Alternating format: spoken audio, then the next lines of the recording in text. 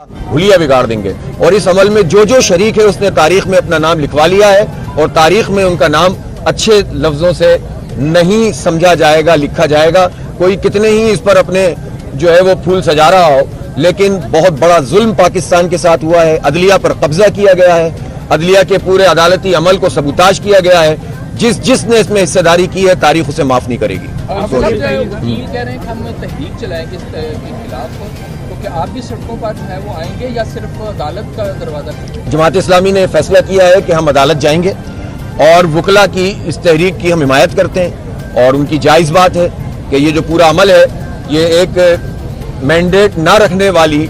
Parliament ने और फिर मजीद भी उसमें खरीदो फरोख्त करके और लालच दे के लोगों को अपने साथ मिलाया है, तो ये अमल तो वैसे भी काबिल कबूल नहीं है। इसको हम चैलेंज करेंगे। और अफसोस की बात यह है कि अब अदालतों का जो हुलिया बिगाड़ दिया गया है, तो इस वक्त तो यही मसला पैदा हो गया है कि कौन सा केस किस अदालत में जाएगा, बेंच में जाएगा कि अदालत में जाएगा। और जो लोग बेंच में बनाने वाले हैं, जुडिशल कमीशन बेंच बनाने वाले, ये सब खल्त मल्त हो गया है और पूरा जो है ना हुलिया बिगाड़ कर रख दिया है इन जालिमों ने, पीडीएम वालों ने। और ये पीडीएम रिजीम चेंज से लेकर आज तक ये सब एक है और इन सब ने पाकिस्तान के साथ अच्छा नहीं किया। अच्छा, मोदी साहब के आने से आपको लगता है कि पार्लियामेंट में अदालत जो है वो 130 में से 100 की तरफ गामजन होगी या 150 की तरफ? असल में बात यह है किसी फर्द का मसला नहीं है, ना मंसूर अली शाह का मसला है, ना याया अफरीदी का, ना काजी फाइज ईसा का, न जस्टिस मुनीब का। मसला है कि किस बुनियाद के ऊपर आप इस मसले को एड्रेस कर रहे हैं। जो तरीक़ेकार सीनियरिटी का था उसको अगर मलबूज रखा जाता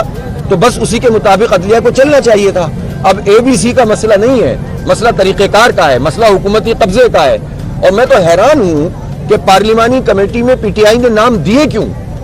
अगर वो नाम नहीं देते तो ये सवाल पैदा होता ना कि इस कमेटी की हैसियत है कि नहीं है। नाम देने के बाद शिरकत नहीं की, ये खुद एक मशकूक अमल है। और इससे पता चलता है कि जो फॉलोअर्स होते हैं पार्टियों के और लीडर होते हैं वो एक तरफ होते हैं और पार्टी के दूसरे लोग पता नहीं किससे क्या मुकमुका कर रहे होते हैं, कुछ समझ में नहीं आता।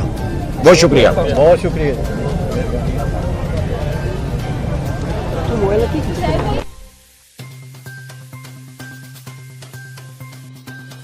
की तजावीज़ से मुकम्मल इत्तेफाक है। जब उन्हें मुकम्मल इत्तेफाक था तो मुखालिफत क्यों की? और अगर मुखालिफत क्यों की जो है वो अगर उन्होंने की है तो मुकम्मल इत्तेफाक किस बात से कर रहे थे? तो इसके नतीजे में ये पूरा अमल ही मशकूक हो जाता है और फिर ऐसे लोगों की बातों को तक़वियत मिलती है जो ये कहते हैं कि इमरान खान साहब का मौक़िफ़ और था और पार्टी के दीगर रहनुमाओं का मौक़िफ़ और था और दरहकीकत ट्रैप में आकर या मुकमुका करके ये आईनी तरमीम जो है हुकूमत ने पास करवा ली है। साहब ये बताइएगा कि इस वक्त एक तरमीम अभी हुई है लेकिन उसका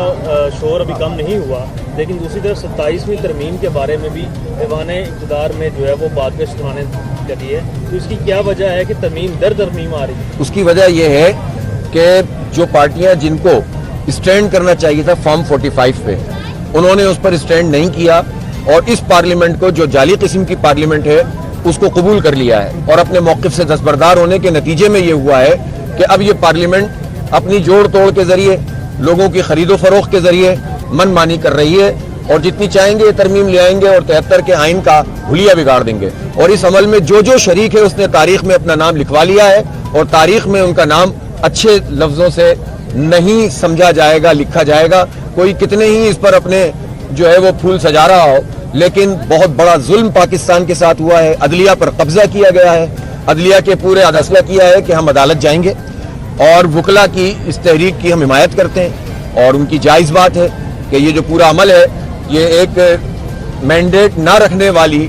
पार्लियामेंट ने और फिर मजीद भी उसमें खरीदो फरोख्त करके और लालच दे के लोगों को अपने साथ मिलाया है, तो ये अमल तो वैसे भी काबिल कबूल नहीं है। इसको हम चैलेंज करेंगे। और अफसोस की बात यह है कि अब अदालतों का जो हुलिया बिगाड़ दिया गया है, तो इस वक्त तो यही मसला पैदा हो गया है कि कौन सा केस किस अदालत में जाएगा, बेंच में जाएगा कि अदालत में जाएगा। और जो लोग बेंच में बनाने वाले हैं, जुडिशल कमीशन बेंच बनाने वाले, ये सब खल्त मल्त हो गया है और पूरा जो है ना हुलिया बिगाड़ कर रख दिया है इन जालिमों ने, पीडीएम वालों ने। और ये पीडीएम रिजीम चेंज से लेकर आज तक ये सब एक है और इन सब ने पाकिस्तान के साथ अच्छा नहीं किया। अच्छा, मोदी साहब के आने से आपको लगता है कि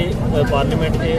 अदालत जो है वो 130 में से 100 की तरफ गामजन होगी या 150 की तरफ? असल में बात यह है किसी फर्द का मसला नहीं है, ना मंसूर अली शाह का मसला है, ना याया अफरीदी का, ना काजी फाइज ईसा का, न जस्टिस मुनीब का। मसला है कि किस बुनियाद के ऊपर आप इस मसले को एड्रेस कर रहे हैं। جو طریقہ کار سینیورٹی کا تھا اس کو اگر ملحوظ رکھا جاتا تو بس اسی کے مطابق عدلیہ دینے کے بعد شرکت نہیں کی، یہ خود ایک مشکوک عمل ہے، اور اس سے یہ پتہ چلتا ہے کہ جو فالوورز ہوتے ہیں پارٹیوں کے اور لیڈر ہوتے ہیں وہ ایک طرف ہوتے ہیں، اور پارٹی کے دوسرے لوگ پتہ نہیں کس سے کیا مکمکا کر رہے ہوتے ہیں، کچھ سمجھ میں نہیں آتا۔ بہت شکریہ۔ بہت شکریہ۔ کی تجاویز سے مکمل اتفاق ہے، جب انہیں مکمل اتفاق تھا تو مخالفت کیوں کی، اور اگر مخالفت کیوں کی جو ہے وہ اگر انہوں نے کی ہے تو مکمل اتفاق کس بات سے کر رہے تھے، تو اس کے نتیجے میں یہ پورا عمل ہی مشکوک ہو جاتا ہے، اور پھر ایسے لوگوں کی باتوں کو تقویت ملتی ہے جو یہ کہتے ہیں کہ عمران خان صاحب کا موقف اور تھا اور پارٹی کے دیگر رہنماؤں کا موقف اور تھا، اور در حقیقت ٹریپ میں آ کر یا مکمکا کر کے یہ آئینی ترمیم جو ہے حکومت نے پاس کروا لی ہے۔ آصف یہ بتائیے گا کہ اس وقت ایک ترمیم ابھی ہوئی ہے لیکن اس کا شور ابھی کم نہیں ہوا، لیکن دوسری طرف 27ویں ترمیم کے بارے میں بھی ایوان اقتدار میں جو ہے وہ بات سنانے لگی ہے، تو اس کی کیا وجہ ہے کہ ترمیم در ترمیم آ رہی ہے؟ اس کی وجہ یہ ہے کہ جو پارٹیاں جن کو اسٹینڈ کرنا چاہیے تھا فارم 45 پہ،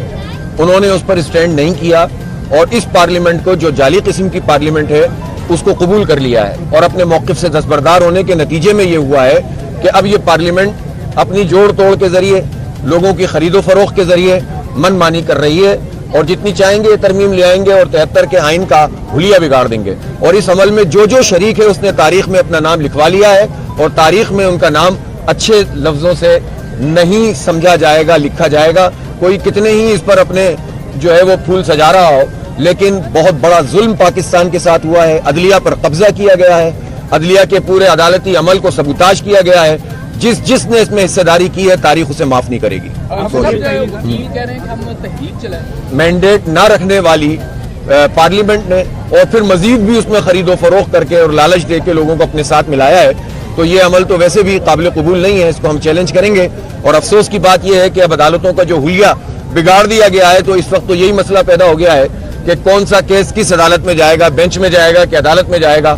اور جو لوگ بینچ میں بنانے والے ہیں، جوڈیشل کمیشن بینچ بنانے والے، یہ سب خلط ملط ہو گیا ہے، اور پورا جو ہے نا حلیہ بگاڑ کر رکھ دیا ہے ان ظالموں نے، پی ڈی ایم والوں نے، اور یہ P D M regime change سے لے کر آج تک یہ سب ایک ہیں، اور ان سب نے پاکستان کے ساتھ اچھا نہیں کیا۔ پریتی صاحب کے آنے سے آپ کو لگتا ہے کہ پارلیمنٹ کے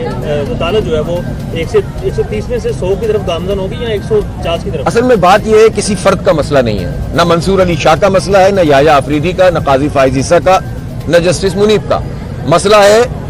کہ کس بنیاد کے اوپر آپ اس مسئلے کو ایڈریس کر رہے ہیں۔ جو طریقہ کار سینیورٹی کا تھا اس کو اگر ملحوظ رکھا جاتا تو بس اسی کے مطابق عدلیہ کو چلنا چاہیے تھا۔ اب اے بی سی کا مسئلہ نہیں ہے، مسئلہ طریقہ کار کا ہے، مسئلہ حکومتی قبضے کا ہے، اور میں تو حیران ہوں کہ پارلیمانی کمیٹی میں پی ٹی آئی نے نام دیے کیوں؟ اگر وہ نام نہیں دیتے تو یہ سوال پیدا ہوتا نا کہ اس کمیٹی کی حیثیت ہے کہ نہیں ہے۔ نام دینے کے بعد شرکت نہیں کی، یہ خود ایک مشکوک عمل ہے، اور اس سے یہ پتہ چلتا ہے کہ جو فالوورز ہوتے ہیں پارٹیوں کے اور لیڈر ہوتے ہیں وہ ایک طرف ہوتے ہیں، اور پارٹی کے دوسرے لوگ پتہ نہیں کس سے کیا مکمل کر رہے ہوتے ہیں، کچھ